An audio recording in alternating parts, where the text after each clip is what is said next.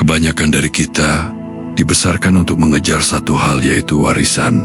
Kita bekerja keras untuk rumah, tanah, atau angka-angka di rekening bank. Kita berpikir itulah cara terbaik untuk memastikan masa depan keturunan kita aman. Tapi, pernahkah Anda bertanya, mengapa rumah yang megah tidak bisa mengobati kesedihan yang tak jelas asalnya? Mengapa harta yang melimpah tidak bisa menghapus kecemasan yang seolah sudah ada di dalam darah kita? Karena ada warisan yang jauh lebih nyata daripada materi. Sesuatu yang mengalir dalam DNA kita, sesuatu yang disebut kesadaran. Anda bukan sekadar hasil dari masa lalu, Anda adalah ujung tombak. Anda berdiri di titik temu, di mana luka-luka leluhur bisa berhenti, dan kesadaran baru bisa dimulai. Anda merasa cemas saat memulai hal baru, atau mungkin ada rasa takut akan kekurangan yang selalu menghantui. Padahal hidup Anda baik-baik saja. Kita sering menyebutnya sebagai karakter atau bawaan lahir. Tapi bagaimana jika saya katakan itu mungkin bukan milik Anda? Leluhur kita mewariskan lebih dari sekadar warna mata atau bentuk hidung. Mereka mewariskan ingatan emosional. Di dunia sains, kita mengenalnya sebagai epigenetik. Stres, ketakutan, dan trauma yang tidak diselesaikan oleh kakek buyut kita meninggalkan jejak kimiawi di atas gen kita. Ini adalah warisan yang tidak tertulis di akta tanah. Jika kakek Anda hidup dalam ketakutan karena perang, tubuhnya belajar untuk selalu waspada. Sinyal itu dikirimkan ke generasi berikutnya. Dunia ini berbahaya. Tanpa sadar, Anda lahir dengan sistem saraf yang sudah tersetel untuk waspada. Banyak orang menghabiskan hidupnya mencoba memperbaiki luar, mencari materi, gelar, dan validasi, hanya untuk menyadari bahwa dalam mereka tetap terasa kosong. Mengapa? Karena mereka mencoba mengisi lubang yang digali oleh orang-orang sebelum mereka. Bagian pertama dari perjalanan kita adalah menyadari bahwa tidak semua yang Anda rasakan adalah dosa Anda. Tidak semua beban yang Anda pikul adalah kesalahan Anda. Mengenali akar yang tak terlihat ini adalah langkah pertama untuk berhenti menjadi korban dari masa lalu. Pada bagian ini, kita akan masuk ke inti transformasi, yaitu tentang menemukan akar. Bagaimana kita secara aktif mengolah penderitaan menjadi kesadaran. Trauma seringkali dianggap sebagai kerusakan, sesuatu yang memalukan, sesuatu yang harus dibuang atau disembunyikan. Tapi dalam dunia kesadaran, trauma adalah material kasar. Ia adalah bahan mentah yang menunggu untuk ditempa. Inilah yang disebut sebagai alkimia kesadaran. Proses mengubah penderitaan yang kita warisi menjadi kebijaksanaan yang kita miliki. Anda tidak sedang menghapus masa lalu, Anda sedang mengintegrasikannya. Lihatlah polanya.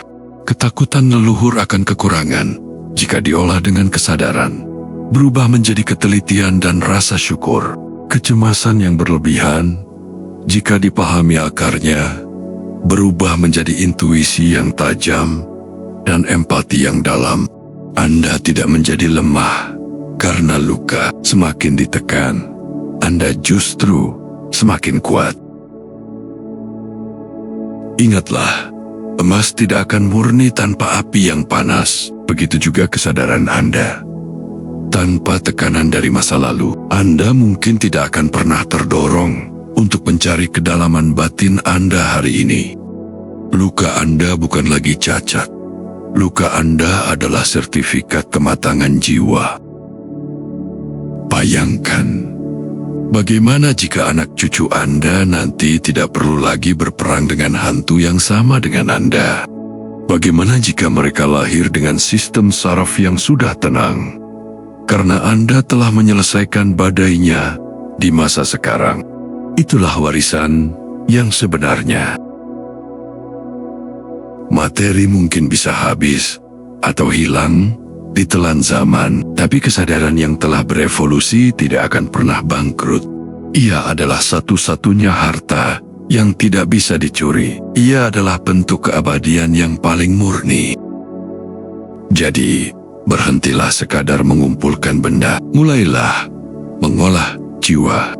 Jadilah ujung tombak yang memutus rantai kegelapan, dan jadilah leluhur yang layak untuk dibanggakan oleh masa depan. Karena warisan Anda yang sejati adalah kesadaran Anda. Semua teori ini tidak akan berarti apa-apa jika ia hanya berhenti di kepala Anda.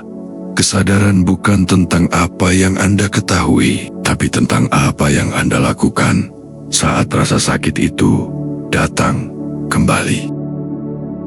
Menjadi ujung tombak berarti Anda memilih untuk tidak membalas dendam pada dunia atas luka yang Anda terima. Itu artinya, saat ego Anda ingin menguasai, Anda memilih untuk mengamati.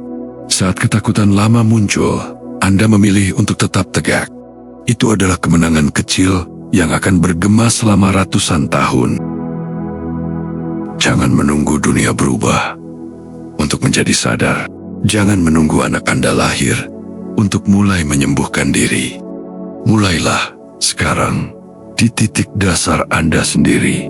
Karena setiap kali Anda memilih kesadaran di atas trauma, Anda sedang memenangkan pertempuran bagi generasi yang belum lahir.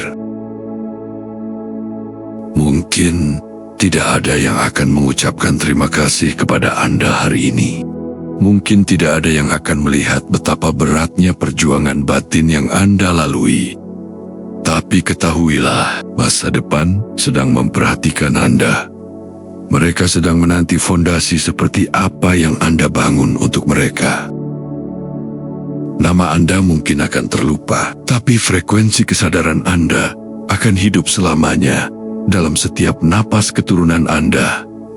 Perjalanan dimulai sekarang, detik ini juga.